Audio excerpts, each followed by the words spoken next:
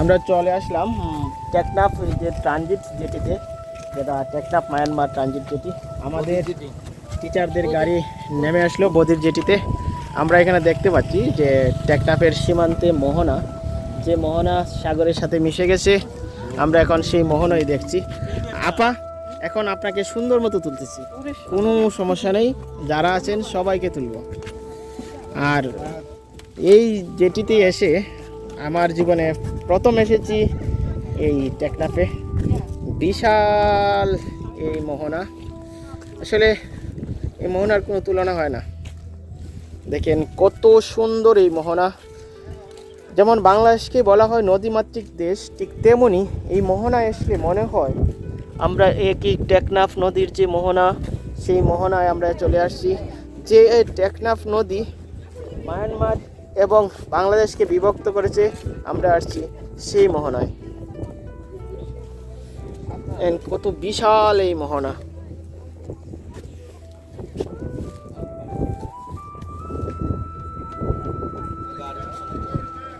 এখানে মাছ পাওয়া যায় যে বড়শির মাছ, এসব না জালের মাছ আছে? জালের মাছ আছে, বড়শির মাছ আছে। জালের মাছ আছে, বড়শির মাছ আছে না? ভালো। এখানে মানুষের মাছ ছাড়া আর কোনো কিছু কাজ নাই?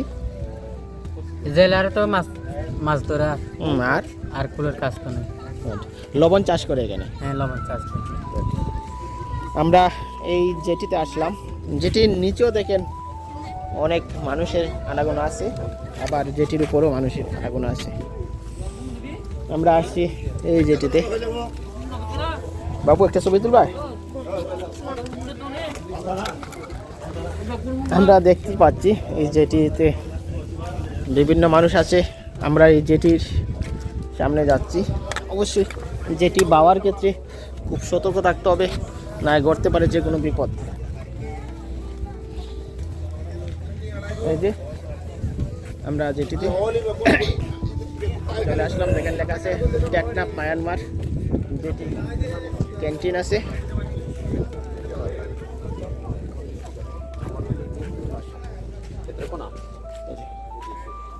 আপনি কথা বলবেন আমার সাথে? হ্যাঁ, অবশ্যই। আপনি ক্যামেরা কি অন আছে? অন আছে।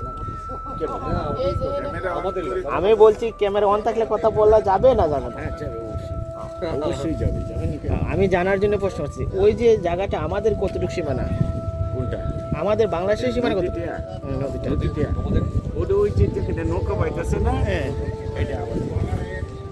মানে সমস্ত নৌকা যে আছে, হ্যাঁ, এই হ্যাঁ। নৌকাটা হচ্ছে বাংলাদেশ। বাংলাদেশ সঠিক। গুড। আচ্ছা, আর এই যে পানির ওই পারে যে পাটটা দেখা যাচ্ছে ওটা শুকনা, আরাকানের। ওটা আরাকান। আচ্ছা, আরাকানের ইতিহাসটা আমরা যেটা জানি, আমরা চট্টগ্রামে একসময় আরাকানের ছিল। তারপরে মায়ানমারের যে আরাকান, তারা এখন নিজেদের স্বাধীনতার জন্য যুদ্ধ করতেছে। এখন আমাদের মধ্যে যে চাপটা সমস্যা হচ্ছে, যে রোহিঙ্গারা আসা যাওয়া, এই প্রবণতা কি এখনও তাদের আছে? আমাদের এখন তাদের প্রবণতা নাই, খুব কম। চুরি হঠাৎ। আমি আজকে ওই একটা বাড়িতে গেলাম, অনেক মানুষ বলতেছে এই রোহিঙ্গা যে শিশুরা আছে, তাদের ছেলে মেয়েদের দ্বারা আমাদের ছেলেমেয়েরা খুব প্রভাবিত হচ্ছে, মানে পড়াশোনা থেকে খুব ক্ষতি হচ্ছে। এই জিনিসটা কি আপনাদের চোখে পড়ে? না, আমাদের এরকম কিছু দৃষ্টিগোচর হয় না এখনো। রোহিঙ্গার যে ক্যাম্পটা আছে, ওরা তো ক্যাম্পে আছে। ওরা তো যদি বাইর হয় তাহলে এদের কাজ দেওয়া আছে। না, বাচ্চাগুলো, শিশুগুলা না, আমরা তো এতটা দৃষ্টিগোচর করে যেতে পারি না। আমাদের নিজের নিরাপত্তা দিতে পারি না। এই যে এখন আসছি, কালকে সকালে যাব, আবার সকাল থেকে আরেক বছর। আর আপনাদের খাবার দাবার কেমন হয় এখানে? একদিন এক জায়গায়। আর আপনাদের এখানে খাবার দাবার কেমন? আমাদের মতো স্বাভাবিক খাবার খাওয়া যায়? একটা ছবি নি আমাকে নিয়ে নিবে না, আমি তো ছবি। আচ্ছা, আমাদের লোক, আমরা আপনার না হাই স্কুলের টিচার না সবাই? না না, আমরা প্রাইমারি স্কুল হেডমাস্টার। আমরা যারা বিভিন্ন বিভাগে যারা শ্রেষ্ঠ, আমার নিজের ভাইও একজন আছে। এখানে যারা বিভিন্ন বিভাগে যারা শ্রেষ্ঠ, তারাই আছে। শ্রেষ্ঠ, বুঝতে পারছি, উনি আমাকে বলছেন। আমাদের বাড়ি হচ্ছে সুনামগঞ্জ, দিরাই। দিরাই তো চিনবেন নেত্রকোনা বলে। আমার এক সমুদ্র মাস্টার করে শোনাবো। হ্যাঁ, নাম কি চিনি? এইখানে আসলে আমরা যা বুঝতে পারলাম এই জেটিতে এসে যা বুঝলাম, এটা হচ্ছে সম্পূর্ণই বাংলাদেশ। এই বাংলাদেশের যারা জেলে সম্প্রদায়, তারা এখানেই মাছ ধরে আর এই অঞ্চলটা দেখেন সমুদ্রের ওই যে প্যারা গাছ বলে এগুলাকে, প্যারা গাছের নিচে এটা এখন জোয়ার ভাটার সময়, এই জন্য পানি নেমে গেছে। আবার যখন জোয়ার আসবে তখন এখানে আবার পানি আসবে, তখন আবার এটা ভাসিয়ে নিয়ে যাবে। এই মোহনার বিশাল বড় এরিয়া, যে এরিয়া পেরিয়া গাছ দ্বারা বেষ্টিত। আর এই জেটির পাশেই একটি উঁচু পাহাড় দেখা যাচ্ছে, এই যে এটি হচ্ছে আমাদের বাংলাদেশ। আর টেকনাফের এই জেটি ঘাটে আসার পর আমি যা দেখলাম, বিশাল বড় এই মোহনা, এই মোহনাতে বিভিন্ন ধরনের জেলেরা মাছ ধরতেছে, কেউ বড়শি বাচ্ছে, কেউ জাল ফেলছে, আবার এখানে মাছও বিক্রি হচ্ছে। আর যারা দর্শনার্থীরা আসেন বা পর্যটকরা আসেন, তারা তো তাদের মতো করেই এটাকে খুব এনজয় করে। আর এখানে আসার পর আসলে মনটা বড় হয়ে যায়। এই জেটিতে আসলে না দেখার উপায় নেই যে বাংলাদেশ যে এত সুন্দর, এত সুন্দর আমাদের এই বাংলাদেশ। সবাই ছবি উঠতেছে, আমিও স্যারের সাথে ছবি উঠে। আমার স্যার আছেন,